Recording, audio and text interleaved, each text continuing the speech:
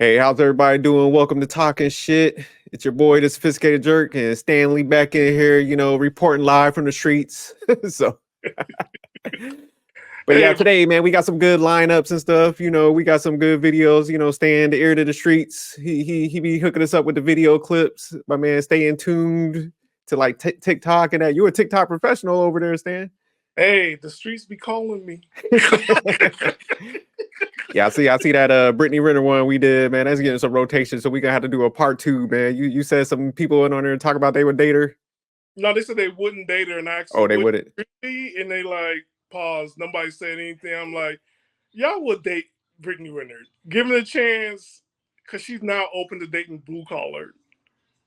Yeah. She ain't giving y'all motherfucking shot. You gotta be in the G League or something. Like, y'all better stop playing with yourself, lying to yourself. But yeah, we're gonna have to definitely come back and touch that one. But today, man, we're first, topic that we're gonna break down is, Shaunie O'Neal. Allegedly, she's divorced again to her husband, Pastor, what is it, Keon Henderson? Yes. So it looks like they're going through it. And it's funny, man, because I think what was it, a couple months ago, we was breaking down like this topic on, it's with the comments she made about Shaq, about she wasn't really in love with him and stuff.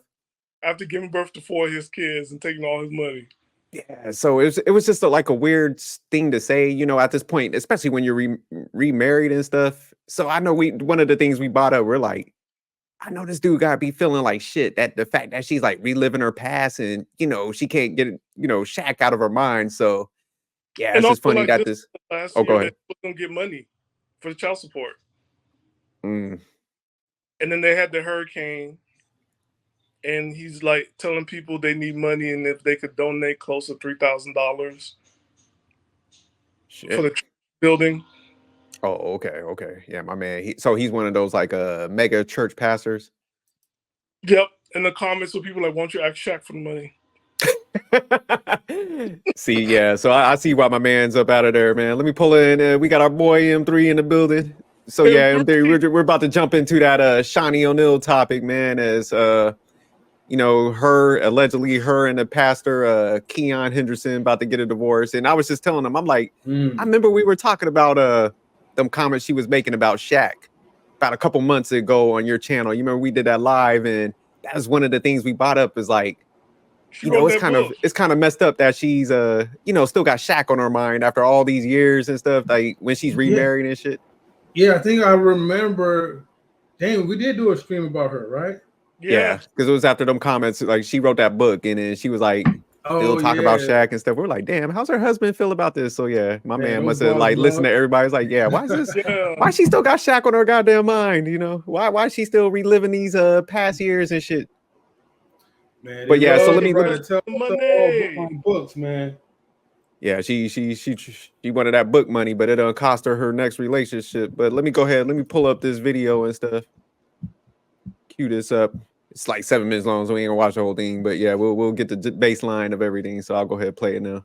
Okay, for sure. Henderson and O'Neal's world, their story is hotter than a jalapeno margarita. So grab your iced coffee and get comfy because we're about to dive into some serious drama.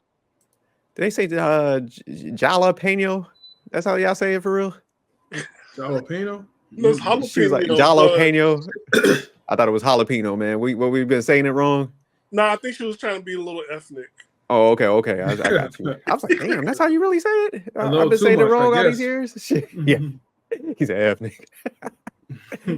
That segment gets skipped over. Here's the scoop after her split from NBA legend Shaquille O'Neal. Rumors started spreading like wildfire. People were saying that Shay walked away with a jaw-dropping settlement, $150,000 a month in child support, and $200 million in spousal support. Can you even imagine?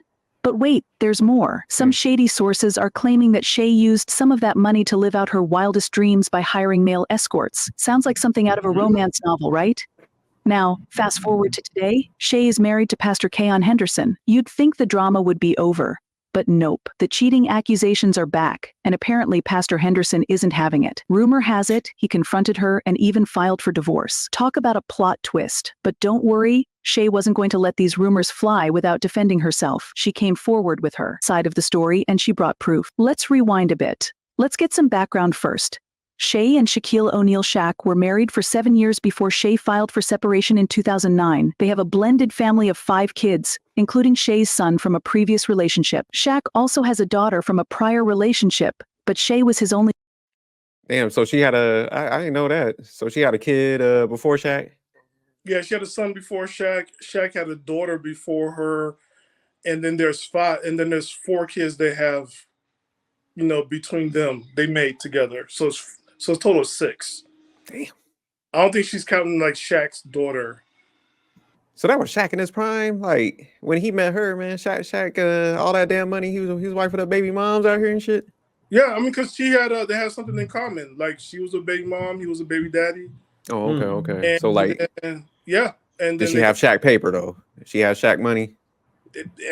Look, like I said, they be marrying these broke women. 7 years, right? She got her money, but she could have got more. She waited for 10. Oh, okay. So she ain't wait to the 1-0 the goal line. She was impatient. Yes. All right. Wife, showing how special their bond was. After the divorce, Shay didn't stay single for long. She found love again and married Pastor Keon Henderson in 2020, starting a new chapter with the Lighthouse mega church leader. Some might say that's quite the upgrade. Now for the juicy part. Shay and Keon recently hosted their annual Cry Out conference in Houston, Texas, and they didn't shy away from addressing the wild rumors swirling around them. They sat down for a live recording of the Dear Future Wifey podcast with host Jazz Fly Whitfield, and about 39 minutes in, things got real. When asked about the misleading headlines, especially those about her financial situation after the divorce, Shay didn't hold back. She cleared up the rumors about her money and relationship, shutting down all the gossip faster than you can say no comment. Here's what Shay had to say, and I quote, "First of all, I don't know where that came from. I didn't get alimony.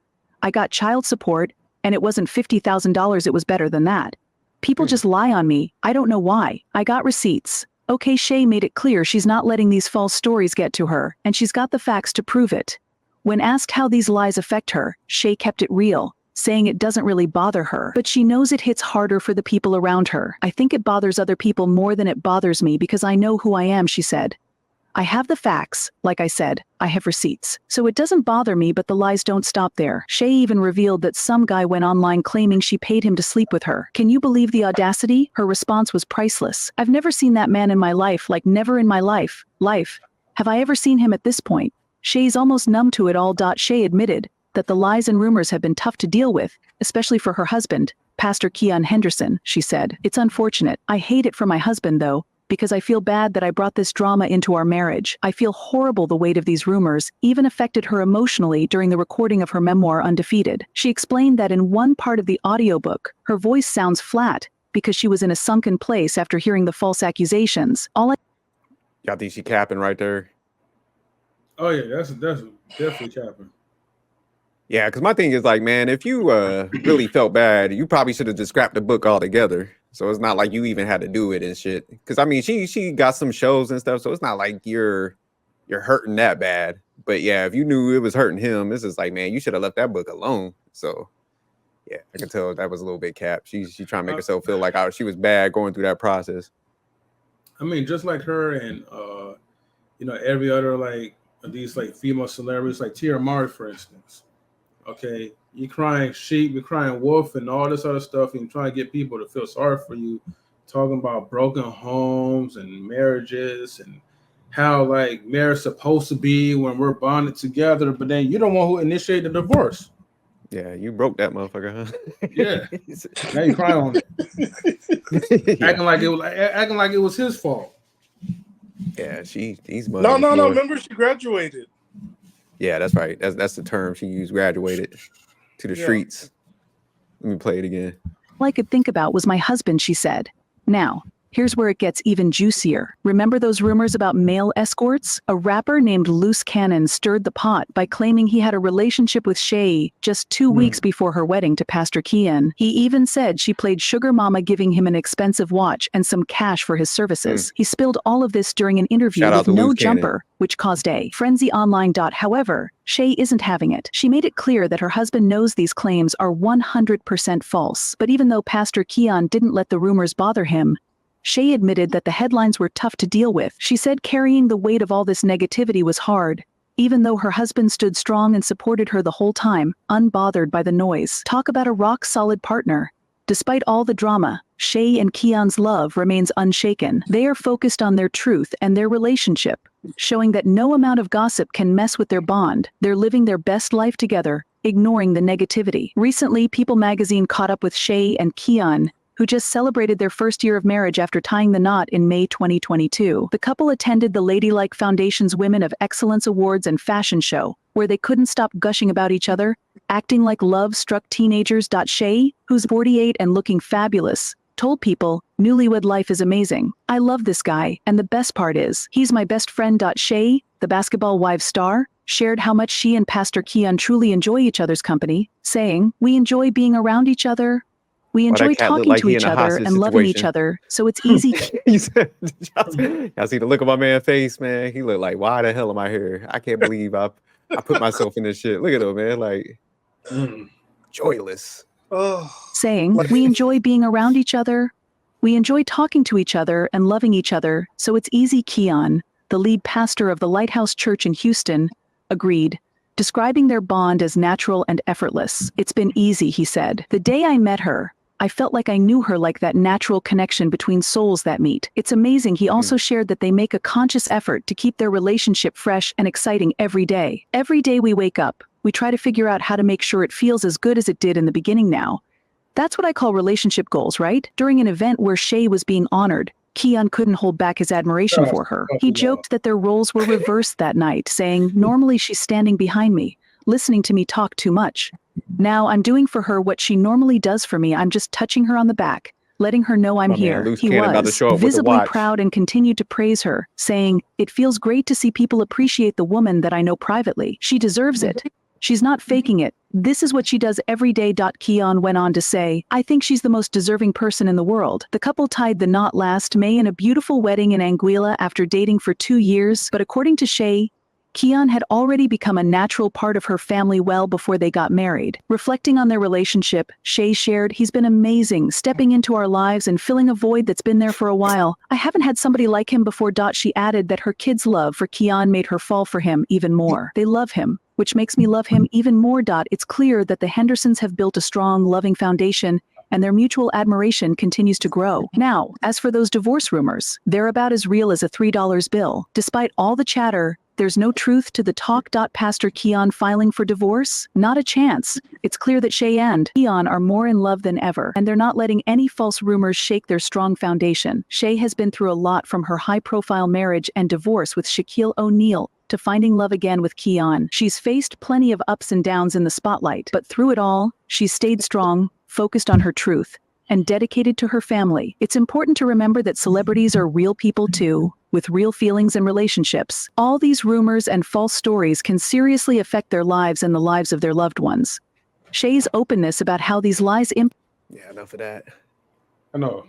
So you think something's there, man? Like, I know they said at the end, man, that they working it out, but I'm gonna say this. Have you ever seen the Basketball Wives show? I saw a couple episodes on that, man, but not too much, man. I think that thing's close to a decade. It has nothing to do with peace. It was nothing about it had nothing to do with uplifting. It was nothing to do with that. And it was a show that she produced. All I'm just gonna say is this, right? If he initiates the divorce, and a lot of times these rumors turn out to be truths later on. If this happened, right? I need everybody to stop singing Sierra prayers. Stop it. So why is it didn't that? work for Megan Good. Divorce from a pastor. Tia Mowry, like we mentioned earlier before, like M3 mentioned, left her husband, another Christian household. And then this one, if this one is true, we need a clear line between Hollywood and people who's off the cloth or of God. Like, we can't cross paths no more. But Stan, like, Sierra's relationship has grown strong. She's still with Russell. It was for Sierra. That prayer was for her. It wasn't for the rest of y'all. Sierra's not St. Mary. There's no cathedral for Sierra. Like, Sierra prayer was for Sierra. They had nothing to do with y'all. Hey, well, they need to revamp that prayer or something, or ask her, hey man, like I need to take some notes, man. How can I pray just like how you pray so I can get my man and maintain him? They have to go to God. They have to go to God. Like, yeah, I give her some credit. At least she holding on to hers. But yeah, nah, in this case, man, like I think after she came out with that book, I think maybe he was thinking about Fallon, but I think once it kind of hit, maybe they pulled back together, try to work it out. But I mean, that was hella embarrassing, you know, just from a man's perspective, like just how she live in the past. So hopefully moving forward, you know, she stays away from that kind of stuff. Cause yeah, you can't, you know, relive the past like that. And then, you know, think a man that ain't gonna strike his ego a little bit. You got the book, Sophisticated Jerk? Nah, I ain't got the book. I just like when we covered it, we were like looking at some of the segments of the book. It's just like, yeah, I don't buy books like that. You look, I don't want to see another like divorce book and how like no, I don't. Yeah, no, I need like stuff that can actually help me. I can't do those. You said no more of these. I was married to a successful guy books anymore. I didn't. Really, that's all it is. It's like I was married to him, and they throwing him under the bus. So yeah, it's like, man, why the hell you want to read that? Like how to throw the bag away, you know? Yeah, pretty much. And Shaq was a class act. Like he was like at that time I was young, blah blah blah. He ain't said nothing wrong, but I'm like that man writing his last check and then his piece. But Stan, you did mention like. Because you mentioned what was it, Basketball Wives? You think she's just like too close, like being a producer of like all that drama that sometimes like she might try to dabble in the drama? Yeah, I mean, yeah, I can see like how else, because your husband was. Wait a minute, quick question before we move on. Mm-hmm. What's her real name now? Is she Shaunie O'Neal Henderson or Shaunie? You know, that's a good question because it's Shaunie. Last time I looked, it was Shaunie Henderson. So she did shed the last name. It's just like society won't let her shed the O'Neal part. She's always gonna be known as like Shaunie O'Neal. Okay, I just want to make sure. Okay. No, but I'm just saying, like, if y'all was those guys saying that situation, man. First of all, could you even marry somebody that was like, just say married to somebody that was on that magnitude? Would you even like take that on? Like, no, that's a red flag because you're always going, as a man, you're always going to feel like you have to measure up. But I mean, being a pastor versus like, you know, a 7'4" tall man like Shaq and having all these accolades and is still winning in life, I'm like, you'll never be able to measure up. You're always going to be insecure and you're always going to feel like you're like 15 like steps, no, not even steps, 15 yards behind. And I feel like that's where like past what's his name again? See, I don't even know the dude's name. Keon Henderson. Yeah, okay, yeah, Henderson. I want to just call him Henderson, right? Pastor Henderson, right? Yeah, H. Pastor Henry. But yeah, man, like, you know, he's never going to measure up. He's never going to replace, you know, what Shaq had to offer for her. And I think that was his mistake because, you know, you I don't know what's up with these dudes, right? Like Devon Franklin. You keep falling in love with these worldly type of women, you know, and you think it's going to end well. These women are not going to conform into the way how you want them to be. You can't expect them to be. You can't. And I'm not calling Megan Good a hoe. All right. But if she was, right, let's just hypothetically, right, you can't convert a hoe into a housewife. Okay, you can't create. But you can by Christianity standards, right? No, that's the white man's like fairy tale, man. That's how, come on, Stan. You know in the Bible, like the lady at the well, Mary Magdalene, like it's okay. Here it is, right? People flirt to convert. There's a young woman that you want flirt to convert. Yeah. So you're actually kind of dating them, and then you spiritually guiding them, and then you get them baptized, and now you over them spiritually, and you go ahead and you get married. Because now you're that person that saved her soul, right? It's something. M3, did you roll your eyes? Dang. Yeah, M3 like, he ain't having it. damn, man, M3. So look, fellas, don't fall for the trap. Please don't. But I mean, that'll be for sisters. Don't fall for the trap because like you rescue their soul and their spirit, and you baptize them, and they see Jesus through you or God through you. And it sounds egotistical doing all this for the person that's like guiding them through it. That's some ego also, stuff. It's a secure marriage, right? Because she might miss going to the Diddy parties and everything else, but I mean, she used to go to all them parties, right? Like that was like her thing. But now she's married and she's a first lady, and it's a different life. But they seem to be reverting back, to the old life. So it sounds like this don't last too long, man. Like think about that little snippet with the Trey song, right? When he had his first album, and he says like the streets be calling me, You said they got to go back, huh? That connection to the streets is too strong, huh? It is, man. I think what could happen right there will be more like celebrity pastors, because he did take over T.D. Jakes' church. Oh, he did. Okay. Yeah, after allegedly T. Jakes was a power bottom at Diddy's party. Allegedly. So he did. We gotta dive into that. Diddy stuff. Yeah. He was. Man, that boy you ain't touching that. That boy was having sermons and lessons like face down, ass up type, huh? Yeah. Diddy. They was doing some wild stuff, man. The more I be looking at that stuff be coming out, boy, it's crazy. But now, like Keon as the husband, like, do you see what I rescue you from? You could have been caught up in this, but because so it's the save a hoe complex. Mm-hmm. They're not whores. They're daughters and sons of God. I said save a hoe. I know, but like you can't call. But they're now child of God. But I like you when you mentioned that one thing. It's like, man, it's just ego. It seems like a lot of people pull people, and they generally don't want it, but they'll go along with it. But they always, like M3 was saying, revert back.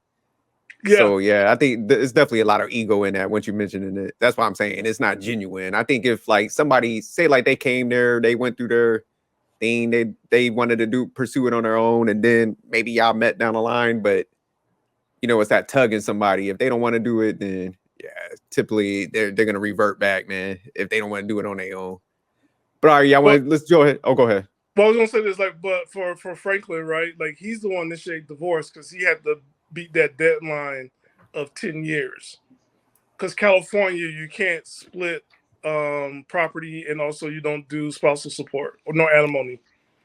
Oh, so he went kick off. So he had more money than her, pretty much. So he was he just protected himself, and then that's it. And I think for him, he wanted a family, like, right? So he wants a family, but she was more career driven. That's what she was always focused on, is career. Because if you look at his next girlfriend, like OJ says, thotting it up at church. Hey, but I did see something pop up. I was like on IG or something. It was like she's paying all of Jonathan Major's bills. So hey, shit. Yeah. She out here throwing that bread at him. He's an investment. But all right, man, we'll go ahead. We'll jump into the next topic though, man. So the next topic that we're gonna cover today is my man Adrian Peterson is now broke. So like, man, dating over, I was looking at some facts and stuff. So Sport Track puts Adrian Peterson's career earnings at $103.2 million. That's the total with all like deals and all that he made over his football career. And so now he's broke. Say that number again. 103 million, 103.2 million. Woo! And this is only from football, right? Yeah, football and probably endorsement deals. So it's like recent. Okay. Yeah, so recently, like it was saying that he's been ordered to turn over numerous assets to help deal with his spiraling debts, estimated more at 12 million. So he has 7 kids with 6 different women. So that's just like the totality. And let me pull up this video real quick because they kind of go over it. Yeah, it's crazy, man. Like 103 million. Just imagine blowing that. That shit crazy. But yeah, let me play a little bit of this. What's going on there, guys? We're back with another one. And today we got to talk about something a little serious with Adrian Peterson and everything that's going on with him. Now, Adrian Peterson came out a few months ago after Don Kleiman released a report saying that Adrian is selling off his MVP trophies and all of his accolades, all of his memorabilia that he has. Adrian Peterson had came out and refuted that, and this is what he said. I want to clarify recent rumors and media reports. An estate sale company without my authorization included some of my trophies in the sale, despite clear instructions to leave personal items untouched. I did not authorize the sale of any of my trophies, and I will be taking legal action. Trusting this company without supervision was my mistake. We allowed them to go into several of our storage units with clear instructions. They clearly did something unlawful.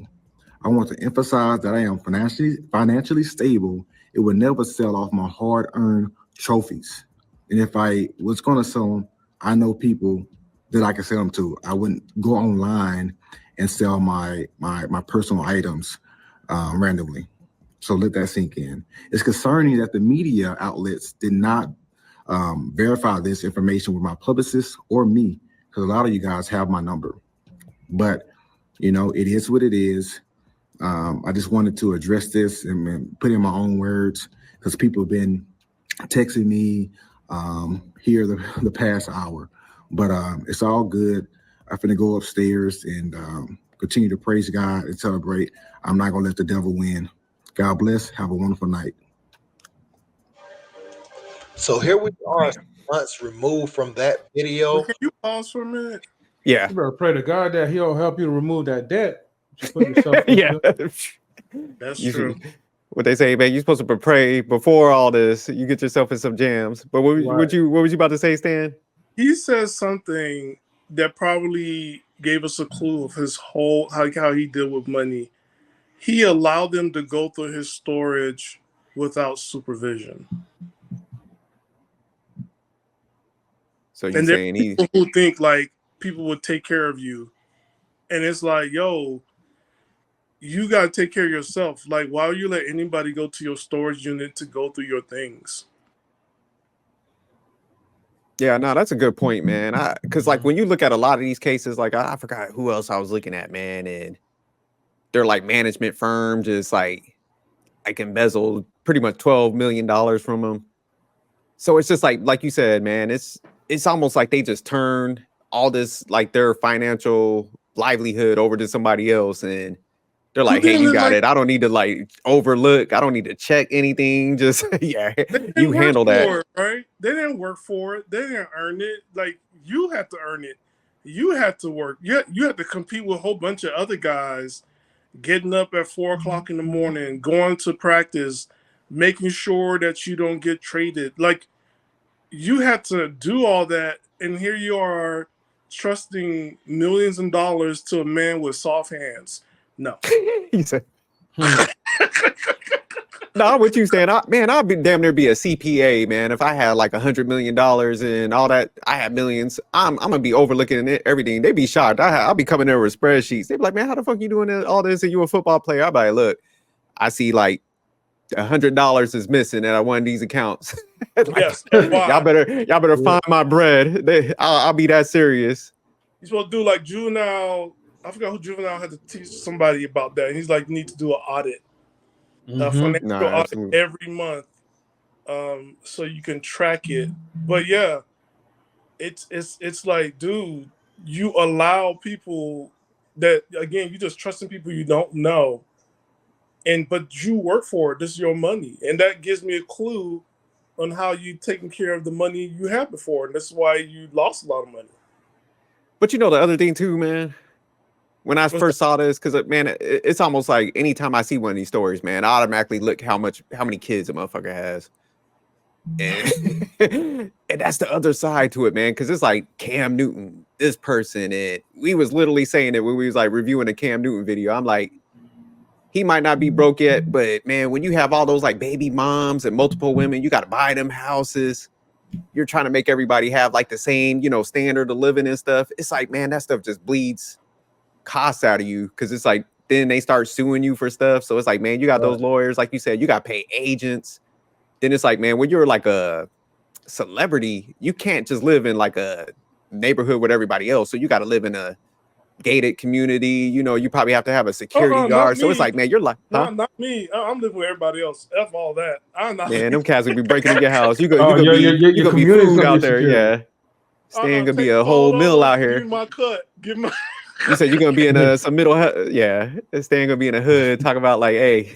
Hey, John Singleton was in the hood. You know what I'm saying? He was in Hollywood. He stayed in the hood. Like, hey, but he had his goons though. You know what I mean? So yeah, I wouldn't mind. I'm like, hey, look at these cars. Handle it real fast. Like, no, but sophisticated Drake. I mean, you do have like a good point, man. I mean, both of you guys do have a good point. Like, if I were in that ain't got situation, no good point. Stan's about living in the hood with some money. Stan gonna be minus the hood part, right? But no, I would make that some demon hounds. I would make this as a second career, man. Like, look, man, because you got your mobile, your online banking. Man, I'll be checking this like not every month, but I'll be checking this like every other day. I'll be looking at, a dollar was missing. Okay, how did that shit happen, right? But see, the thing is, man, the problem is like a lot of these dudes. Yes, man. When we started like dealing with a whole bunch of, baby mamas popping a bunch of kids that's not even necessary, and at least like out of those kids that you popping out, all of them's not gonna be successful as you. So you already wasting money, and you already putting yourself in major debt because of that. M3. Come on, man. Let's just be honest. M3, you said they could be average as hell. You said half them kids could be average, huh? They're gonna be average at worst, man. Most of the time. At worst.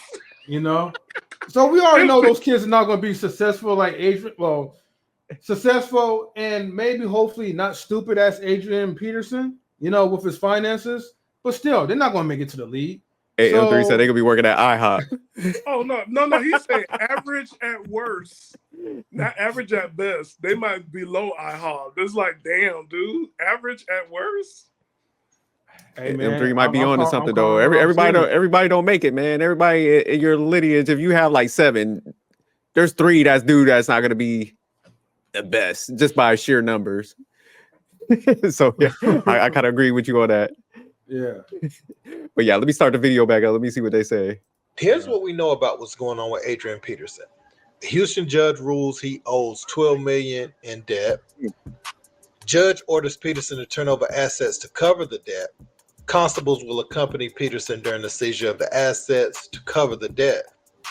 Where did this all come from? The order is the latest in a long legal battle to get Peterson to pay back a $5.2 million loan he took out from a Pennsylvania lending company in 2016 that was supposed to pay back other lenders, according to court records. That debt has led to an $8.3 million judgment against him in 2021. Plus $15,000 in attorney fees with a 9% annum on all amounts, according to the receiver's court filing. The approximate collection total is $12.5 million. Robert Burleff, the court-appointed receiver, also has accused Peterson of playing a shell game with his assets to avoid payment. In February, a sports memorabilia auction in Texas got caught in the middle of it when it attempted to sell off Peterson's personal items, including several NFL trophies and jerseys. This is what Burleff said about the failed auction. The receiver intercepted an auction. The debtor, Peterson, initiated and seized items at storage facilities leased and secured with locked by debtor Peterson. Burleff said in court documents, the assets belong to the debtor. The leases at the storage facilities were delinquent. The debtor contested the sale of trophies. So how did we even get here? Why did Peterson have to take out that loan? Is what many may be asking. Peterson took out the loan in October 2016 and promised to pay it back with interest in March 2017, 5 months later. According to the agreement, he sought the money so he could pay back other loans. But Peterson was coming off of a knee injury in 2016, and the Vikings declined to pick up the $18 million option on his contract in early 2017, turning Peterson into a free agent. Peterson's earnings fell dramatically after that, never exceeding $3.5 million annually. He hasn't played in the NFL since 2021. So okay, here we. That's crazy how they made like 3.5 million seem like nothing. Right. Like, he only made like 3.5 annually, you know. But didn't He he had to have eat like spam and chicken wings. He was struggling. but didn't he have like 100 million? Like, Well, Yeah, I don't know, because sometimes they don't have those guarantees and stuff, man. Like, but I mean, he made a lump. Like, and even if you're making 3.5 a year, it's just like you're not struggling. You know, sympathy can't go that far when the average person won't even touch that at 3.5 in a lifetime. They're looking at you like, man, how you? Nah, but it's some he kids, got to show man. people that he's the boss, though. He got to show people that he's the man. But I still want to know, what did he purchase to put himself into that debt? 7 kids by 6 baby mamas. I mean, besides that, because it seemed like, okay, he needed the money to pay off a debt to something, right? Like a vehicle or something. Not like a car vehicle, but something that's like, I don't know. Maybe he brought multiple houses. That's what it is, man.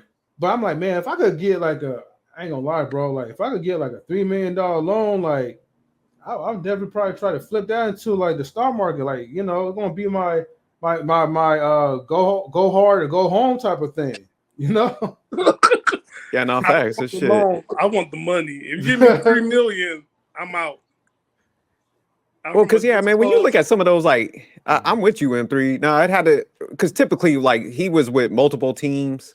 Mm-hmm. So even the NBA players, I was looking at it, man, they'll buy like I said, because they gotta live in those gated communities, so they're gonna buy like a $5 million home, and then they can't sell them, so they be sitting on them homes. So like they'll move to the next team, they get traded, they buy another expensive home there, so they be sitting on sometimes like 3 different properties, you know, because I think he was like on 3 or 4 teams and stuff. So he's got a house and all those. Then you got 7 kids, like I said, they're buying them all homes and shit, trying to, you know, do the right thing by like, oh, I gotta get all of them a house. I gotta kind of.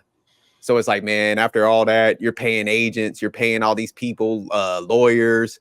It's just like, man, you're bleeding out money. Upkeep on these houses is crazy. So, man, that's. I have an idea and a message to the future NBA players and NFL players.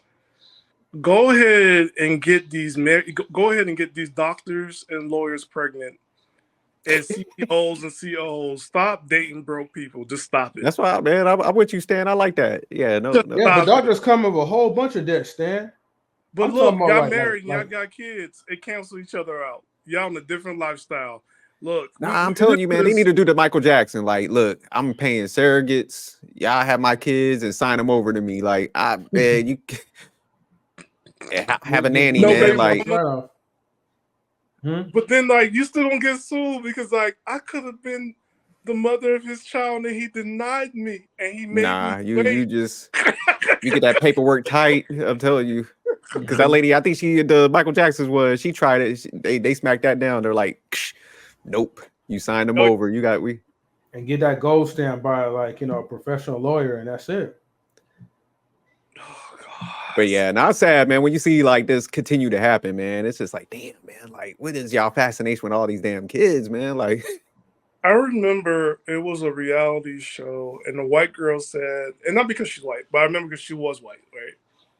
She said, if you want to get your first $1 million, get pregnant by an NFL or NBA player.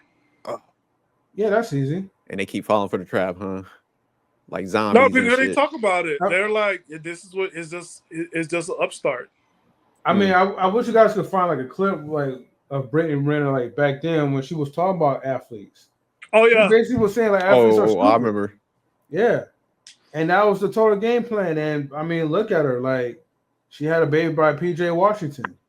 Now, of course, like years later, now she about to be broke because unfortunately, people who like have like a substantial amount of money without going through the struggles, without educating themselves first and appreciating the value of money and what money could do for you, if you know just how to just put it in the right vehicle that will work for you. Like, you gotta learn how to make money your bitch.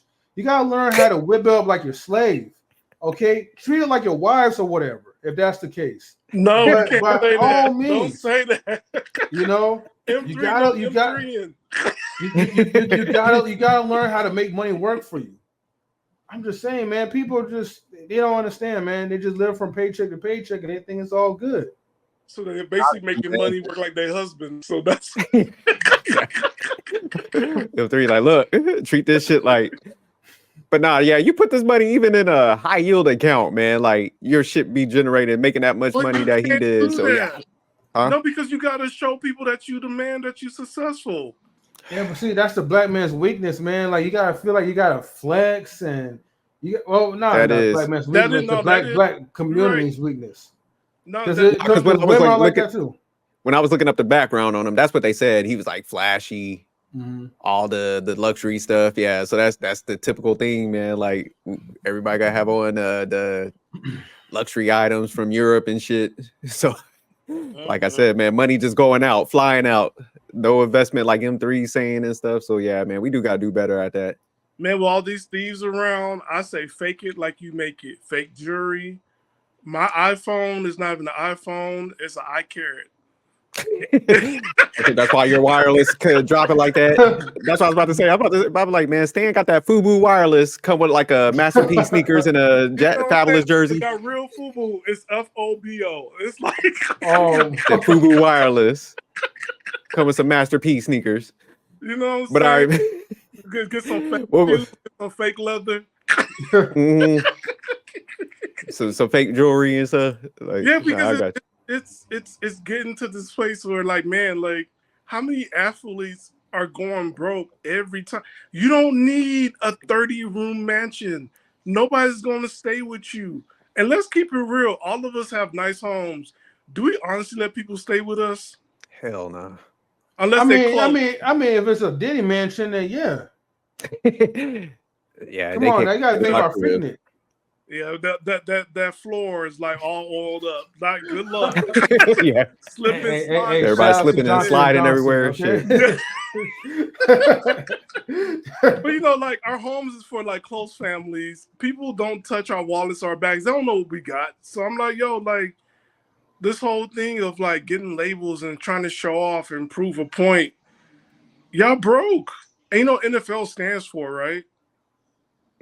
Not for long. Oh, okay. Yeah. It's not for long. So, like, you can't play with that money.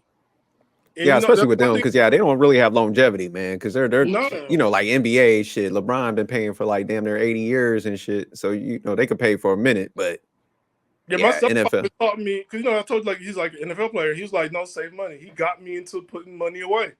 I got, like, from my old job, I had a 401b, and I kept another account that was separate, and it was a Roth IRA, and like literally, it went within 1 year just saving. After 5 years, it was like $6,000. Oh, that's okay. Good. And I just flipped that into I ain't gonna say what I flip it into, so you heifers don't come for my money. So don't. If y'all listening to this podcast, feel free to rob Stan. Good luck. He is lush with cash. He's eating well over there. Good luck. He's got good credit. No, I'm joking. The date for y'all is not even McDonald's. It's gonna be straight up Dollar Tree. We gonna go ahead and hook up. Oh, we're moving up now, huh? Man, it's for them. M3, it's for them. They don't want to go coffee no more. You said Dollar Tree. You going over there? Frozen food. Go pick something from the frozen food. That's all you get, $1.20. Oh, damn. Damn, Stan out here cheap as hell. But that's what I'm talking about, Stan. Hey, no, but ain't no trick in your blood, huh? I got it, and I'm not going to trick it. F all of y'all. I think you need to start tricking, Stan. I think you need to like upgrade some of these women, man. And... Oh, man. You know when see, that's where I have to, like, draw the line, SJ, man. Like, I disagree with you in that one. See, me and Stan, we're frugal people, okay? We gotta look out for our wallets. We're money conscious. And I think you need to start tricking, man. I think you need to. No, okay. Here's something, right? M3 says it's true, right? Frugal, but like when you add it, right? It's like, yo, when I look at the dates, like how much I pay for a date, I'm actually looking at how many hours of work I actually work for this date. So the date is 150, right? I'm looking at. I'm not gonna say how many hours that is my job. Yeah, 150 is too much for me. But yeah, but I'm $25 kind of like to clean the car. You know what I'm saying? The gas, the whole thing. I'm calculating everything, right? So I already have an idea of like this is what it costs me when I go to work, and this person or this woman is like really ungrateful for it. Then I'm just like, okay, because you know what I'm saying? Like you're not paying for it, so why you upset, mad, and got critiques after the date? Like, oh God. So. And I think that's a good philosophy because I think a lot of people, man, because I was what podcast was I was listening to, man? It was a long time ago. Dude was like, man, I be going on like $1,000 dates. I was like, man, you fucking out your mind. I got bread, but ain't no way in hell, like, $1,000 date, like. Can I share you guys with a game that happens because of NFL players and NBA players? What goes on? You know, women buy bags and say they want bags. Mm-hmm. The reason why they want the bags is so they can go ahead and return it and get money. Oh, so they cashing out. They'll take the merchandise and sell it, and then so I'm assuming they're giving the receipt too, right? Because it's the bag, or you could just return it and get the cash. Because the guys, they're not thinking about like, oh, I charge this on my credit card. She's not going to. She can go ahead and get cash back from it, and I'm going to be stuck with this bill. Because you're not thinking like that. You're like, I got it, and I could cover it, right? But she really don't want the bag. She really wants the money, and that's the play. Because this is how you know this is a play. If we take a woman bag shopping, and the sales girl give her the lowest bag, like the lowest, like $1,000 bag, I'm like, yeah, she been here before. I just ain't no way in hell like ever do that. I'll be messing around, but nobody should be tricking. Yeah, I'm with you, Stan. Go to the Dollar Tree, get them a good hot pocket, like you said. Hit the freezer section. Right. Yeah, and unless you want a bag, like there's some good affordable bags that looks nice for $1. So like, get her one of those Dollar Tree bags, man. She'll be okay with it. You gotta get her own man. You gotta get your own money. Look, I'm gonna say this in the nicest way as possible. Long time ago, remember we had the Cheesecake Factory in Oakland? Not Cheesecake Factory, the Spaghetti Factory. Yeah. And Fridays. Okay, so SJ, we used to have when Oakland had sports team that weren't really winning. We had we're not gonna talk about that team. Golden State Warriors, because they were giving out tickets for free back in the day. Oakland A's, them games were $2, and we had Raiders. But every weekend when they came to these places, the women were on the other side of the restaurant passing out business cards and giving out resumes on how they can increase the profits of the players. So it was straight up. I'm an MBA major, blah, blah. My stepfather was like, she already got plans for the money. Like, this is like she needs to make her own money. And like, he always taught me, like, you have to date women that prove that they can make money. Like, just don't fall for just any woman that says like, oh, I'm beautiful and blah, blah. Like, no, she has to make money. She just got to. Okay, so like an example. I agree with that. It's a mindset thing. So, okay, would she be, and let me ask you this, like a woman who could prove that she could make money, right? For you and for herself, would that be considered as wifey material? I haven't gone that far into the class. Okay, but would that be? Hold on, repeat that, M3. You're saying if a woman makes money. Yeah, so basically, if the woman is showing that she's capable, right, of having her own resources to contribute, to actually add something to the table. Oh yeah, that's wifey material for me. That's wifey material? Yeah, I'm a gold digger. Okay, for sure. So you gotta make that bread with me, man. I can't do the broke shit. I'm sorry. Okay, I got you, right? So I guess OnlyFans models also qualify as well too because they make bread. No. What type of model? That's not no. What type of model? Oh, well, we talk about like Giselle Bundchen model, like she put money on the table, right? I could do that. I could do that type of modeling. You talk about some OnlyFans type shit or hip hop booty vixen. No, all them chicks is broke.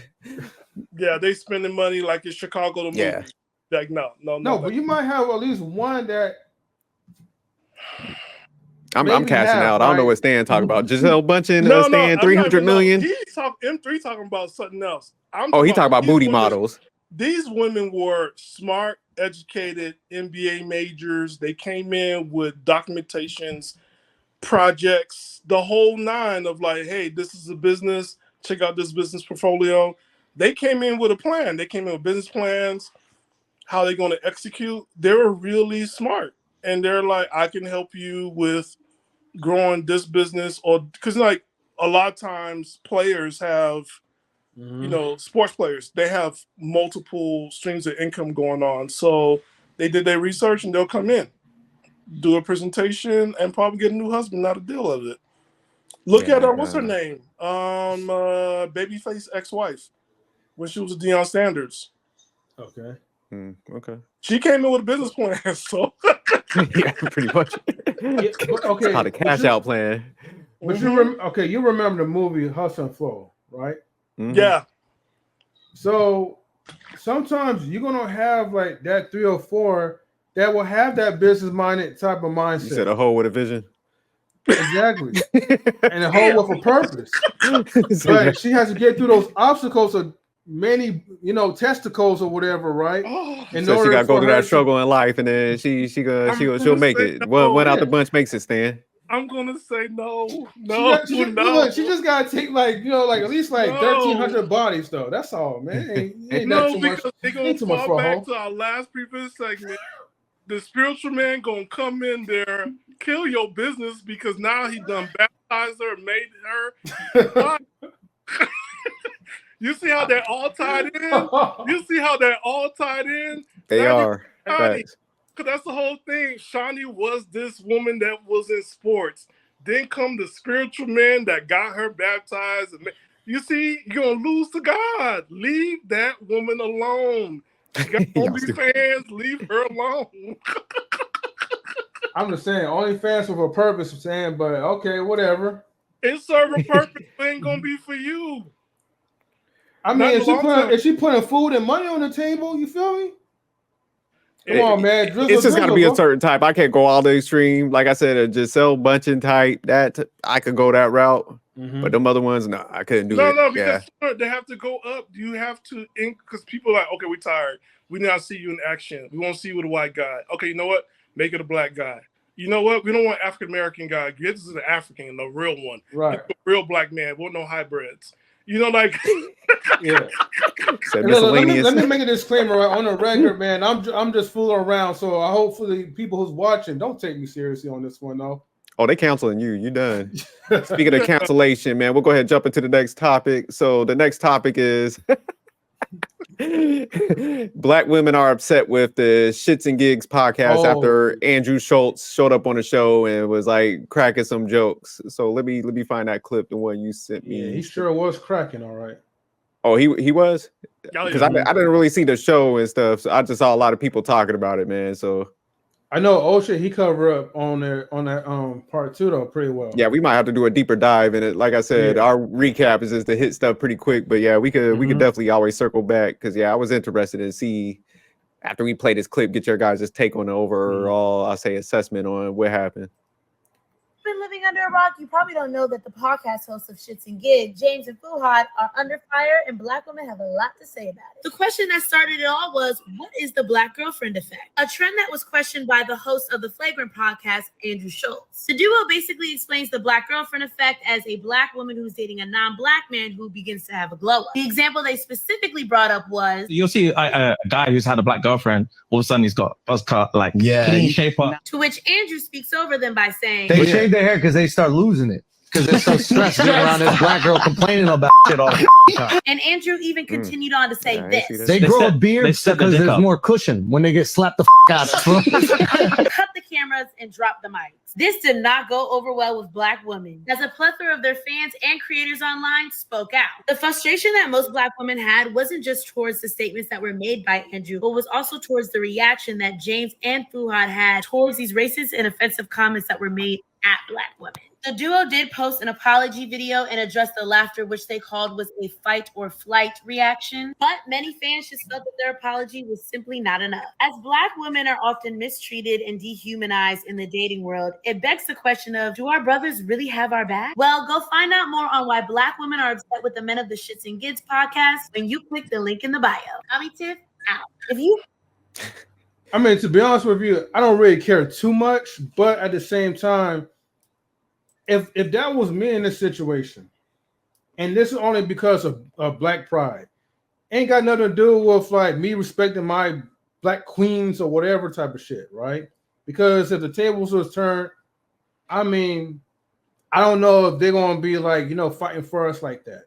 No, you already know they're not. Right. So fuck them. But I will say this: if I was on like, I don't know, like a white man's podcast or a white dude came onto my podcast and he was talking shit about Black women, I mean, I will put him in check right away, and then I would be talking shit about their culture. You know what I mean? Because for obvious fact is that don't get too comfortable coming in our spaces, trying to degrade like our women, but then not having that same type of energy.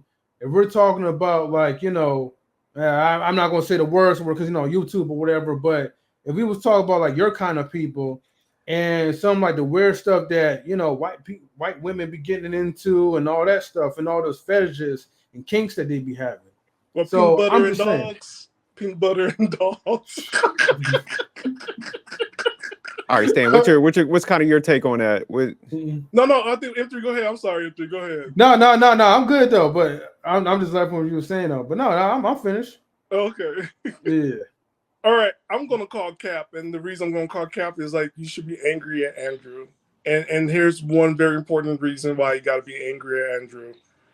At least the ShxtsNGigs made an apology. The sad part about it is, after they made the apology, Andrew took their clip and sat with his friends and tore them apart. And that's what Andrew really think of you. And so for you to go after ShxtsNGigs, that's not their podcast. But why he kind of tear them apart? What was he saying? It's kind of they soft for apologizing. Not even Andrew was not apologizing. Andrew was just making fun of them for. No, that's what I'm saying. Why was he making fun of him? Because did he feel the apology was soft? Like no, they said like, more. Oh, my bad. Oh, go ahead. No, go ahead. M3. Well, okay, so when they did their apology tour, they said more stuff like into the video, which I guess we'll touch up later. Like for I don't know if you want to do it for a live segment for Sunday, but. Basically, they was talking about how at the moment they couldn't really react to the way how they wanted to react, but basically they wanted to react violently towards Andrew Schulz, based off the comment and the way how he kind of put them into the hot seat of certain things. So them justifying like, okay, I was laughing because it was a nervous laugh, and that's not their house. It's not their house. So it was on Andrew's podcast. They came to Andrew's podcast. So, yeah, it's Andrew's podcast. Here's a list of white people podcasts I would never go to, right? I would never go to Andrew. Okay. I would never do Vlad. I would never do No Jumper. Because they just, No Jumper or Jumper 21 or whatever he called himself, right? Mm-hmm. Because they always have something derogatory to say about Black women and Black men. And also these same people that want to use the N-word. And I'm like, what cuss words do you say about yourself and your culture that we don't know about? Like, why are you heavily over here? This is why I don't believe in inviting people to the barbecue. I don't like that. Oh, they can come to the barbecue because they can dance. Man, F that stuff. No. Yeah. No, you come to the barbecue if you have some Black kids, then you're invited or you're married. Come on. I mean, to be honest with you, to be honest with you, I wouldn't even want to participate in a white podcast or because it's derogatory. It's always proven to be. Now that we have you here, let's talk about your culture and you want to explain your people to us and the whole nine. Now I'm going to say this too. There are some Black people podcasters I would never get on because when I was first time getting on these YouTube streets, I had a wake-up call. one like it was an all black male podcast. It wasn't you. It was like somebody else podcast. And the guys basically said, he said was, he called me light skinned, and I was like, okay. I mean, you're light skinned. And then he said, I got here because of my white forefathers and my bed wrenches foremothers. And I was like, huh? Oh, yeah. It wasn't anybody from our family. It was like another podcast. After that, I've learned, right? Not everybody podcast I need to go to. I need to go check it out because No, I know what you kind of talking about. And no, I agree with both of y'all. Man, I hate the race shit because like I could go on anybody's podcast, but if I see like they like Stan, what you're saying, they're using derogatory terms and they be doing that type of jokes. Like, yeah, I'm not fucking with it, man. I don't think it's funny, man. And that's one thing with me, man. It's shit would end up a little violent because I'm pretty calm and stuff. So people, I guess, misgauge my demeanor. But it's like if somebody crossed the line with me with that, like I got zero tolerance and I will put it into it, man. You know. Because I just feel, man, I would never say nothing derogatory about somebody else's culture and stuff. Because, man, I just grew up in, like, diverse areas where, man, like, you should have crossed those lines. And, you know, even when we talk about topics, man, I don't talk about black women. I talk about women that are, I talk from it, like, there's good behaviors, bad behaviors. But I look at it like, man, you just get the wrong woman. I don't care what nationality. Most people date themselves. They divorce themselves. So it's just like, man, if you look at the numbers, like I said, there's good and bad in all races. So I think sometimes even like Stan saying, you hear black people talking about it. It's like, oh man, it's like we fixate on our women like they're the worst. And I'm just like, man, y'all must not been around other races because them women are like violent. They'll swing on you. So like when people make these jokes directed just to black women, I'm like, I don't know who y'all been around, man. Like there's a lot of disrespectful women that will come at you. So yeah, I just hate a lot of the race conversations. I'm like, man, why can't we just focus on like women and men? You know, make your joke about like a woman in general or something, but not directed just to one race, man. So yeah, I never do that. I stay away from that shit. You know, and I would rather for like a guy that would just be upfront and just say like, look, all women are the same versus every black woman acts like this. Or every Mexican woman act like this, or every white person act like. I mean, look, we're look, bitches don't have like a singular type of color. He was doing so good, Sam. Yeah, I was like, wait, what did you say? I tried. Look. I was like, man, I'm feeling this. Yeah, and he just said, I'm like, wait a minute. What? I was like, I like where he's going with this. Like, now you know, I gotta add something to it, but hopefully I'm not getting guys canceled or anything. No, you be straight, man. I don't care. But no, look, man, like it don't matter, like if you're black or white or whatever, right? If you got a messed up attitude, you're just gonna be that type of person. Okay, you're just gonna have that type of label, and it shouldn't be associated with all black women are loud and obnoxious, because I've seen a lot of like other type of women, right? Which I'm not even gonna say the name specifically, but most of them that got the worst attitudes are the non-blacks. I'm just gonna be straightforward and be honest with you.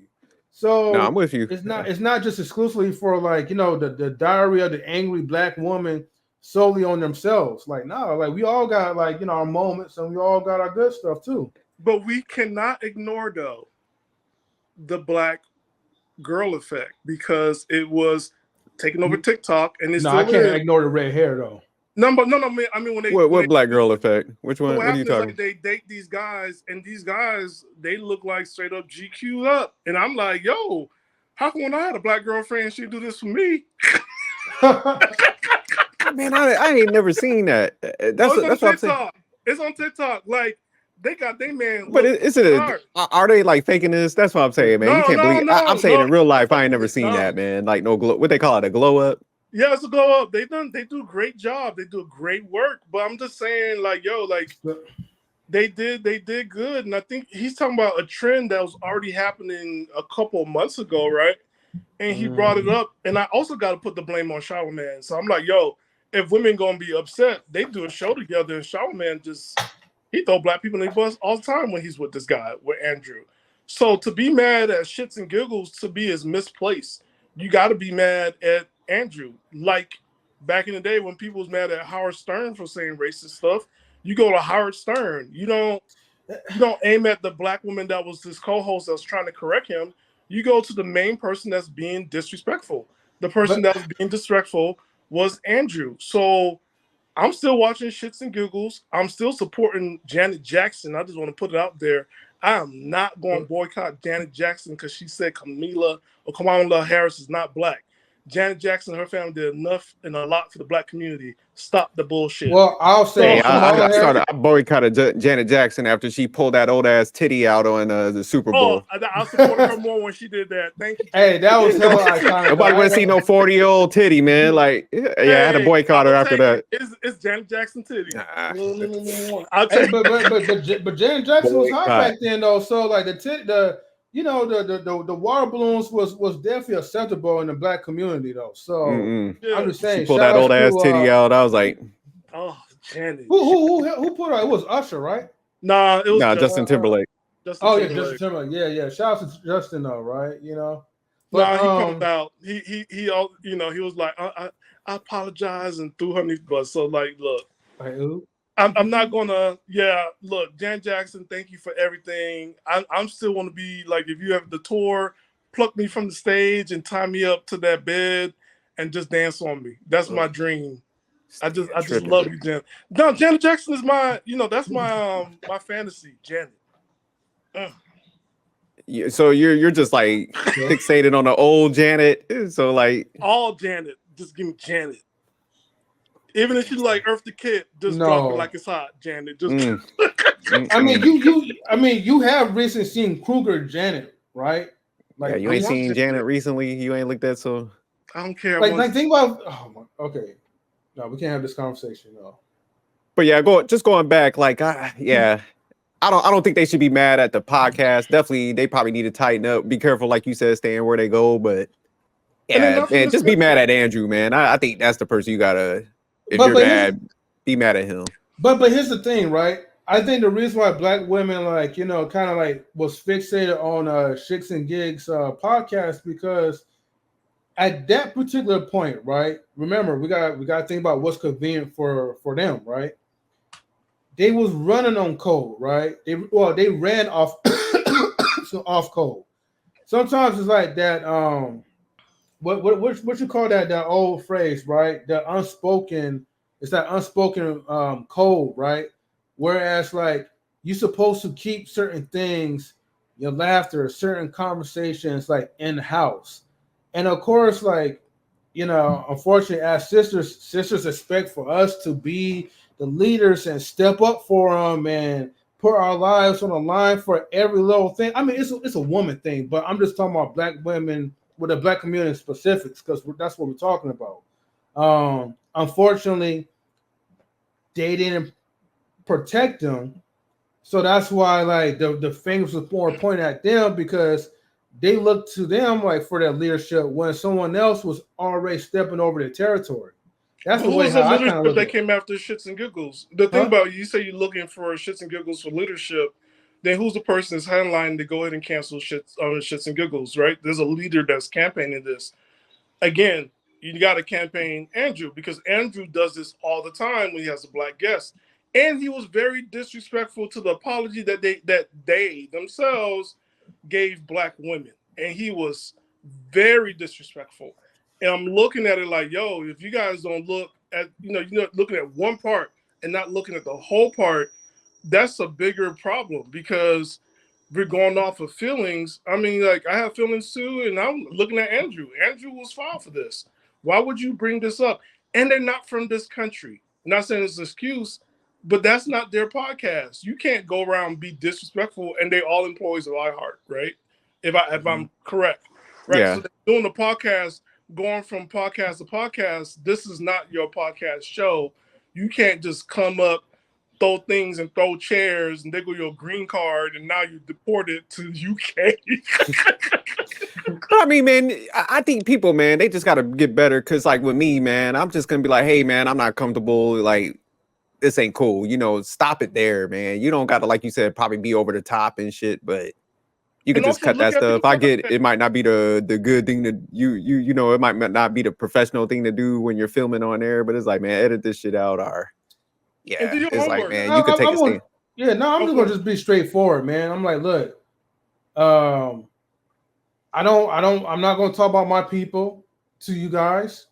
I keep my shit in-house, and that's it. That's just gonna be my first warning and my only warning. Yeah. And if you continue to disrespect, I have only two options. Either if I go full-fledged on your people, right? Because me, I don't really care. Or I walk out. Now, I might just do both. I might disrespect you before I walk out. Because then that will make me sleep better at night. But yeah, I don't think like people should go on to like cancel them, and it's just like focus on the person that says this stuff. We can all learn from it, but it's just like, man, we can't go on to cancel. He does it, SJ. He does it all the time. But I mean, he talks about. I've seen him talk about other people too. Not saying that's like a cop out, but it's just But the minute that black person comes on and he does a show with Charlamagne, it is something about black women that he's fascinated about, and he always has something to say about black women. And I'm just like, yo, then why don't you bring a black woman on your show and let them read you for the filth that you are, Andrew? Because this is something that you always come in, and I don't like it. Every time we go to these white podcasts or these white shows, and they always asking us age-old black questions like, how big is your eggplant? Do you have all the holes? When the first time you smoked? Negroes keep going, man. That's what I'm saying. Like, I don't got time to cancel nobody. That's just how I look at it. I just don't fuck with it. You know what I'm saying? Like, it must be. And then, like you said, I would not go. It's just that simple. So it's just like, man, people that be doing that dumb shit going and still, it's just like, you know, I just don't even watch some of this stuff, man. I'm just, like you said, if I hear kind of consistent jokes like that, I'm like, man, I don't rock with that. So I just, I tune it out all together. Now, according to sources, they said he never even had an experience like with a black woman. But I guess like one of people Isn't he from New York? Yeah, he from there. He probably hasn't though. Let me tell you about New York real quick. Can I tell you about New York, sophisticated jerk? Mm-hmm. You could be racist all you want, and you can have a type. New York will break you. Your type will be a dark-skinned black girl from Uganda, Samoan, a Russian. It'll be like, it's your type. It's the way she looks, but she's from everywhere around the world. It's United Nations of Beauty in New York. Everybody in New York is a freaking model. All them women are beautiful in New York. And to me, I just find that that's kind of hard. Like, dude, you grew up in New York and you've never been with a black woman. That's kind of hard fetch to, you know, unlike the Bay Area. Now, Bay Area, I'm going to say this in the nicest way as possible. New York is on their game. They like you. They don't care about that race stuff, and they're going to go for it. That's New York for you, right? Bay Area is a little different. Bay Area, so you're saying those masculine New York women are so aggressive that they'll come to you? They're not masculine. When they like you, they like you. They pull up though, man. Yeah, it's not a lot of fear stuff going on. They see something, man. Because I mean, man, you got so many people. I don't think people understand the magnitude of like how many people are in there. So it's like, man, you gotta go after it. You see something you like, you can't wait, because like he said, there's so many other females too that it's like they kind of understand. Like, hey, man, like if I see a dude that I like, man, I gotta go pull up because he walked like a block down, he might run into a batch of like bad chicks, you know. So yeah, everybody kind of on top of it. That's what I'm saying. Even dudes, like a lot of people like, man, y'all kind of aggressive. They're like, nah, nigga, you can't play around. You see something, you got to pull up. Because like I think even Brooklyn, it got like 2 million people. So if you take Brooklyn alone, one borough, and it would be the 5th largest city. So that's how big it is, and that's just a borough. So Queens is just as big. You got all those other boroughs. So yeah, it's just people on top of people. Bronx. And here's the thing, right? If you see somebody, you will never see them again because that's how many people that's there.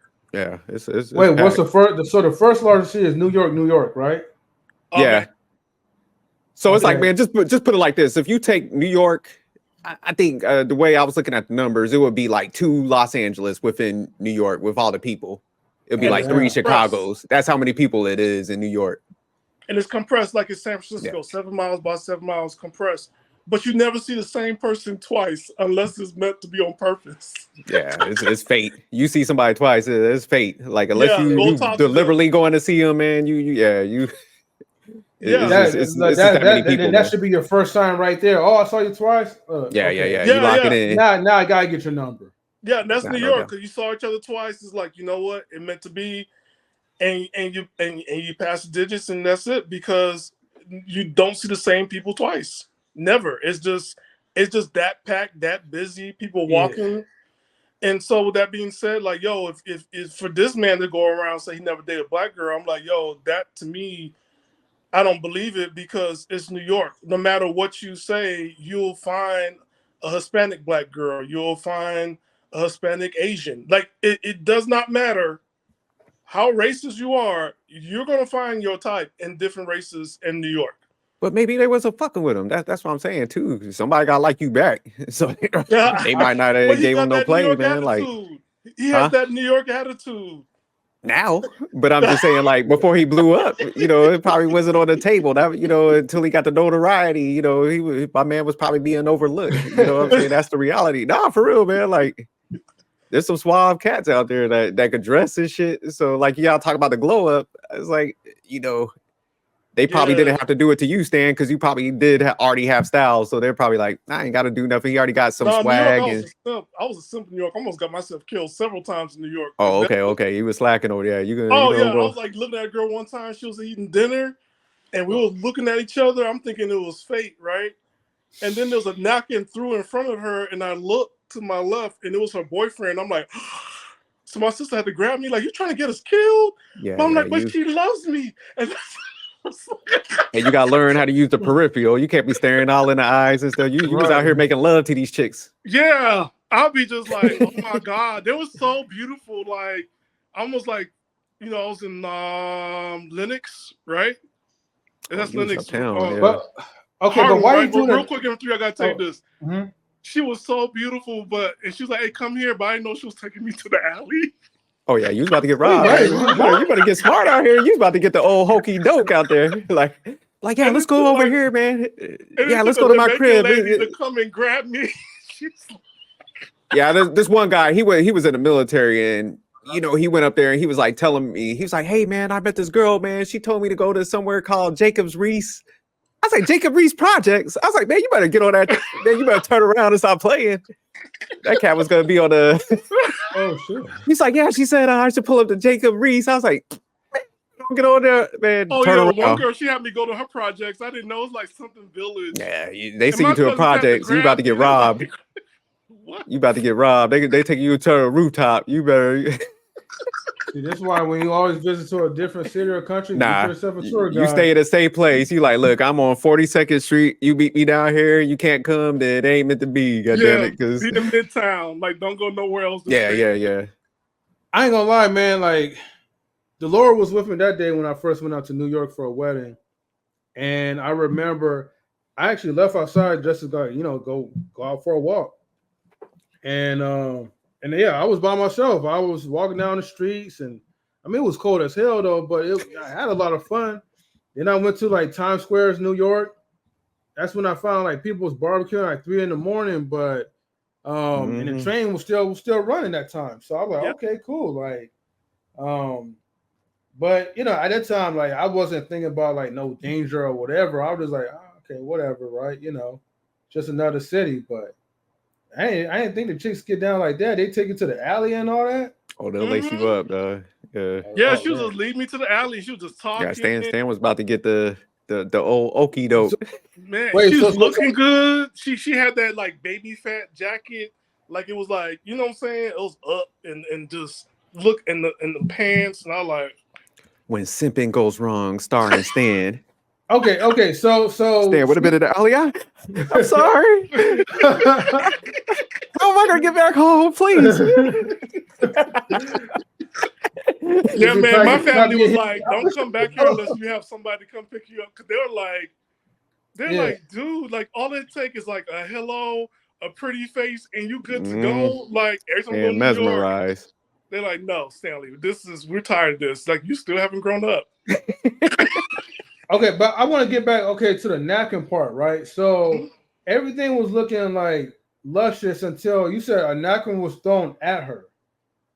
Yeah, because it was a restaurant, right? And it's a window, right? And I want to tell you that the women in New York are beautiful, right? And they look at you straight in the eyes. Like, it's just like, whoa, you're looking at me, right? And she just was looking at me. You know, I was like, you know, you take looks and glances, but then you get caught, and they're like, and I was ready to leave my sister, go inside and introduce myself, but I saw a napkin thrown in front of her, and there was her dude. Was the dude sitting right next to her? No, across from her? There was cross. Because I just threw a napkin, I look up, dude was at least 7 foot. And you was about to get at work. He's pointing at me, pointing at her, and I was just like, I'm like, oh, she needs my help. My sister grabbed me like, you idiot. You was about to run into the okay shit. Stan was about to. Oh, she had you hooked like Medusa or something. Yes, huh?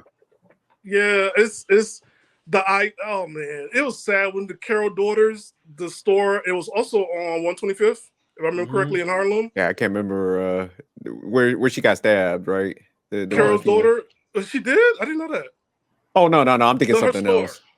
Yeah, it was her store, and I met a couple women there, and I was like, oh, I'll buy this too. And they're like, you don't have to buy it. I just like you too. I was like, oh, you like me, huh? I'm only here for 2 days. I was trying to make plans. I'm like, look, I won't go no play tonight. They're like, Stan, we already paid for these tickets.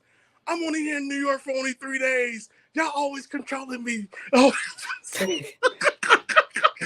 Damn, Stan was out there. I was thinking about a different story where the girl got the twin sisters. Yeah, we was covering that somewhere else. Yeah. That was up there around that way. But all right, man, let's go ahead and jump into this last topic real quick. This one's gonna be very quick. So this one is the 36-year-old model influencer who married herself last year finally filed for the divorce for herself. So yeah. So she put a Maya then. Let me pull it up. Yeah, she was like a Mariah Carey impersonator, but yeah, she married herself and, like I said, filed for the divorce and stuff. So they said her the reason why she married herself, it was like celebrating her bold change to conventional romantic norms, symbolizing self-love and independence. So it said, however, a year into the unique union, Carey shared that the experience left her feeling lonely, despite the ongoing therapy to strengthen her relationship with herself. So pretty much she could have stand herself. Wait, did she cheat on herself with a man or a woman? Like, did she cheat? Yeah, that stuff is crazy. I was just like, man, the things people do for attention, man. But actually, no, this is a trend. There's a lot of women who are marrying themselves, even in the elderly home. They're wearing the gown because they never got a chance to get married. And they do ceremonies. So they just do the ceremony. Yeah, it's called like sologamy or something like that.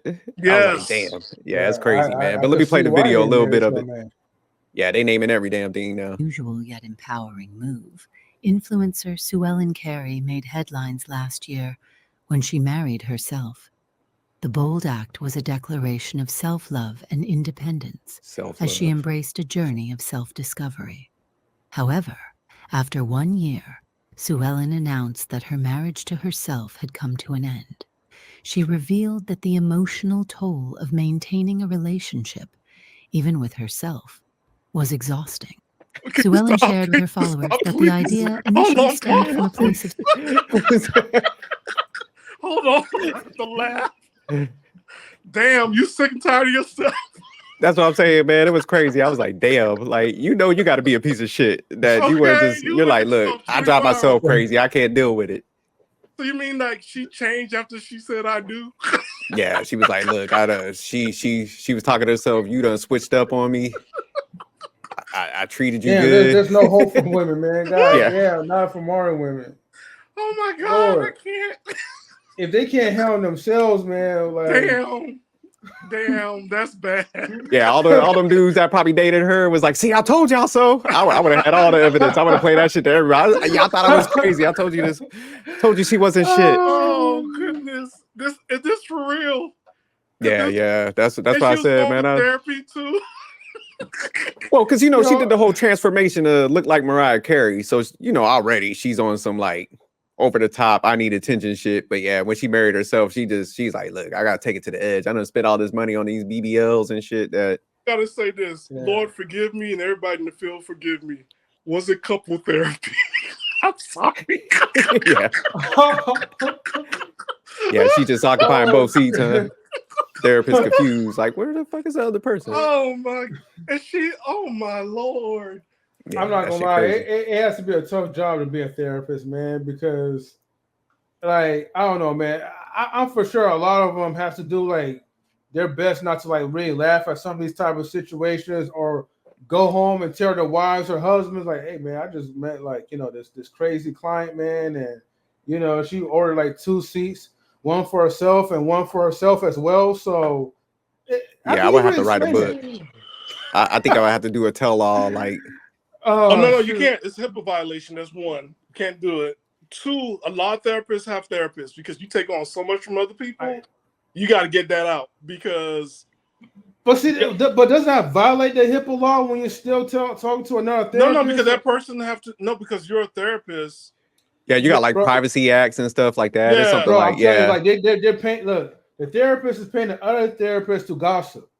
It ain't about like oh, I need to see therapy. I need to get this stuff out. Like yo, bro. You got to, because if you sitting down with somebody who's Harley Quinn or the Joker, yeah, you see so much crazy stuff. That your mindset is still yours. I was like this. But hey, real quick, Stan, moment of truth. Stan, would you hit? Hit yes. Date no. Hit yes. Hit yes. But date no. I couldn't. You could have do the dating though, huh? That's a little too scary for you. I don't think I even want to hit that because, like okay, like if I don't know her and her background story, yeah, of course, yeah, free range, free option, right? Mm-hmm.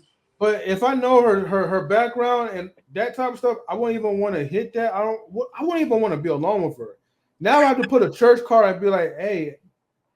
Either I get a chaperone or I'm just going to do a hard pass, though.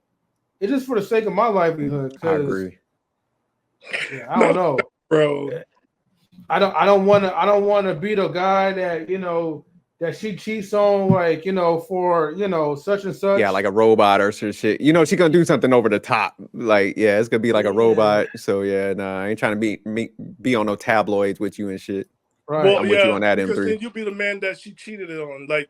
Yeah, she's gonna put you on blast.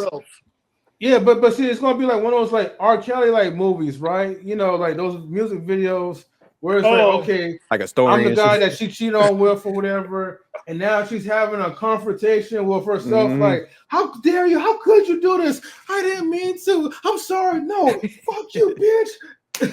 And I was looking in the closet. I could hear them arguing. And then I'm looking like, who is she talking to? Yeah, like, why is she slapping herself? Someone said, no, don't pull the trigger. But all right, y'all, man, let's go ahead and close this out, man. Let's go around, get everybody's parting words, and we'll wrap this up. So M3, we'll go to you first, man. What's your parting words for the recap? Uh-oh. I mean, they're all crazy. Huh? Take a deep breath. No, I'm gonna be censored this one, right? Uh-huh. I think it's very sad, right? I'm gonna talk about the athlete. It's very sad for someone to make a substantial amount of money, right? Which it takes like maybe 25 or 30 or 50 plus years, and you have to save all that just to even get to where he's at. Mm-hmm. And then to blow it, and then to try to get loans of it, and then still be in more debt. I'm like, man, like who raised him? And as far as like, with dealing like with these crazy people, their high demands, dealing with this person that's having split personalities where you just split yourself mentally in two and you're marrying yourself, like, to be honest with you, like, I wouldn't even take that as okay, I'm just doing this for the closing, but I wouldn't take that as a laughing matter. Okay. Yeah. So this was like a great recap, and I feel sorry for all those people. All right, my man Stan. What's your parting words, man? Man, I'm so glad that I stayed in Mayfield. I stay in Mayberry, Mayfield. I just stay in these little small towns. I don't want none of this stuff. Like, look, divorce is hard. I wish that divorce wasn't so easy to get. I wish there was mediation. Also, at the same time, I wish that there were boards that went over lawyers and like see if they actually did the best they're supposed to do on behalf of the client instead of benefiting from the client's demise in the relationship. That's one. Two, church girls, y'all ain't looking too good. Y'all not looking too good in these marriages. And it's like, yo, you know what I'm saying? You're supposed to be a light, and I get everybody have this stuff, but church women is not looking good. It's like taking L's out here, huh? Not even the preachers want their asses. It's just not looking good. And I don't know, it's not, and also church men too. Like, look, y'all got to fix something because something's going on and you got to fix it. And with some other celebrities in these churches, like this is a little too, and every time they go on tour and tell people about marriages, I'm like, you just got married. I need y'all to go sit down. You ain't going to tell people about no marriages. And like, it feel like it's the first time. It's a honeymoon every day. Stop selling people these Barbie and Ken dreams. Stop it. Just stop it. Enjoy your marriage. Keep it private.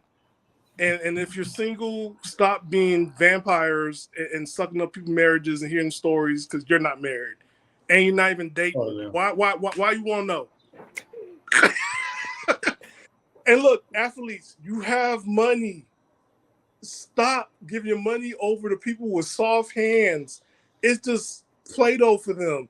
You work for it. You got to take ownership of your money, and you just got to do better. Every time we see y'all getting everybody pregnant, and you giving away money, and then you're broke after 3 years. Come on, man. Andrew, ladies, you guys go after Andrew because really being upset at Shits and Giggles is not it. It's Andrew that needs to apologize. It's Andrew you guys should go ahead and be the focus on and leave Jan Jackson alone. That's it. All right. Yeah, but she's a Kruger now though, so yeah. You might want to look at a more recent pictures, Stan. But hey, she's a rich cougar, and I got bills. I need a sugar mama. Oh, okay. Stan going for the money. Hey, I got some short sets, Janet. I need some short sets. Hoochie Daddy season's gonna come up again in 6 months. So you get ready, huh? But all right, man. My part of words, man. Before I give my words, I just want to say, hey, we just do these weekly recaps to kind of go over stuff, topics. But majority of we do lives over there on Knowledge and Relationship M3's channel. We got Reckless Reviews and Toxic Tuesdays. So once we get back in the swing of things, man, that's where we'll be doing the live. So we chop it up over there.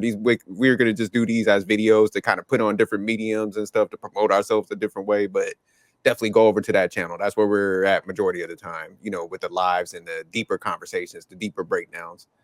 But I would just say, if you're ever going to be simping, don't simp in New York City. Be safe.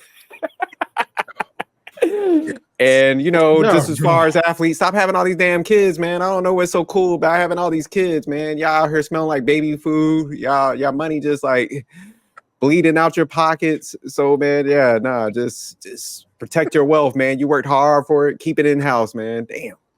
But yeah, maybe that's it for me. That we don't really know about. It could just be like a huge tax. Maybe it's something that we don't know about, and maybe it's benefiting them from like a tax write-off. I'm not for sure. I'm trying to look at that policy. I wish it would be like that, but man, it's something. I think Stan brought it up, and I actually want to do a topic on it, man. Like the mentality of a serial baby maker, because there's something going on with them, man. So we need to break. I want to break that down with you guys. Yeah. So, but man, also, we're good at money. Like the whole attitude towards money too is like trusting strangers with your asset and thinking they have your livelihood at best, and like you don't know these people. Yeah, I definitely know what that mindset is. Like, what is that? Because man, now it's like a whole list of them. So when I was like, we've been doing these breakdowns, and I'm just seeing them. It's like one after another, and I'm like, man, this shit is just like crazy, man. But yeah, I definitely want to get a tap into the mindset because I think you was asking a question one time, Stan, like, why are they like attached to all these females like that. I was thinking about it, man. So I kind of got some ideas, but yeah, man, we'll massage that out. But all right, y'all, man, we out of here. Like I said, please. You gotta tell us what you think about Shaunie. Shaunie. What do you think about Shaunie and ShxtsNGigs? ShxtsNGigs. What do you think about Shaunie's and marriages? What's your thought? Because you're a married man. My take for Shaunie ain't shit. And yeah, what's his name? The pastor guy. He should have known better to even mess with that. Because it's just. Yeah, I think some people, man, if they're chasing fame too much, like with them shows that she's doing, and it's based on negativity, it kind of gives you like some insight to like their mind, like if they want to make money off of certain things. So yeah, people that make money off of like the negativity, I wouldn't even mess with. It's just like I want no parts of that. Then it's just like also like for her to always kind of be attached to like Shaq, and she wants to write books and relive her past with him. It's just like hell nah. Like I'm too much of a masculine man to be like allowing that shit to happen. So yeah, I would have walked away from her. And then as far as what was the other one? You was asking about? Oh, the ShxtsNGigs. Yeah, it's just like they apologize. So maybe it wasn't timely and stuff. It could have been done a little better, but I feel you just should be mad at Andrew Schulz because he's the one that said the comments. So that's what I'm saying. Right. It's just like me particularly, I don't care too much about canceling people because I got the ability not to listen and pay attention. So yeah, I don't do all the cancellation shit. There's a lot of stuff I just don't listen to. And then also, like you said, I think you had a good point, Stan, where it's just like, man, I don't play with like fuckery like that. Because I see some channels, like you said, it's just like they play with that racism shit. It's just not for me. I don't tell people how to do their stuff. I'm not that type of person. I just don't fuck with it. And I don't show up because I'm like, if you allow people to play with racism and stuff on your channel to get views, man, that's some internal shit you gotta fix yourself. So yeah, you would never see a person that cracks jokes like that on our race. I wouldn't fuck with it. I don't give a fuck if they could bring like 1 million views over here. Like, yeah, you kick rocks. Yeah. Like, I don't care that much. Like, I'll figure out a way to do it some other way, man. If I can't do it with talent, I don't want it. So I think some people are just chasing views so much that they just feel they have to align with everything. So yeah, I'm good. If we have to do it with like 10 people, I'm fine with that. I like working with y'all, man. Y'all got character. So I stay rocking with the people I just like. I don't care about all that popularity type shit anyway. So yeah, that's just my take on that. Real quick, what's your take on what's called self-love and self-care? Because that's the last self-love is just I'll say a redefined way is that I was sport fucking a bunch of people in guise of like therapy. I went to like one therapy session. I slept with like 20 people, and that's what self-love is. It was because ask those people, man. Nah, I literally asked like everybody that said that. I'm like, so how much therapy did you go to? Oh man, I went to like one session. So did you date? Yeah, I dated like a few people.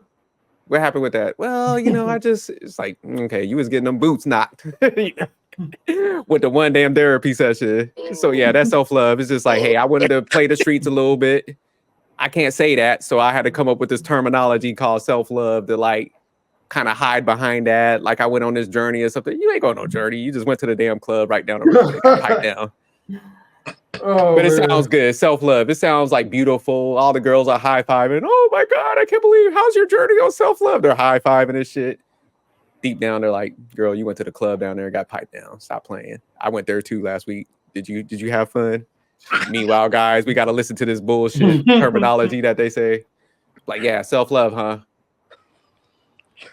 Still fucking crazy. Yeah. So yeah, that's self-love for you. So, am I off though? Is it does it hold any truth? I'm watching Hallmark after this. I gotta watch Hallmark. After this. We're gonna break down self-love. M3, we gotta do a live over there. What is self-love? So is that's gonna be for tomorrow's topic for Tuesday? It don't matter, whatever you want to do, but we can, yeah. What is self-love? We could do that topic. We'll find some videos. But all right, y'all, we out of here. Peace. All right, everybody.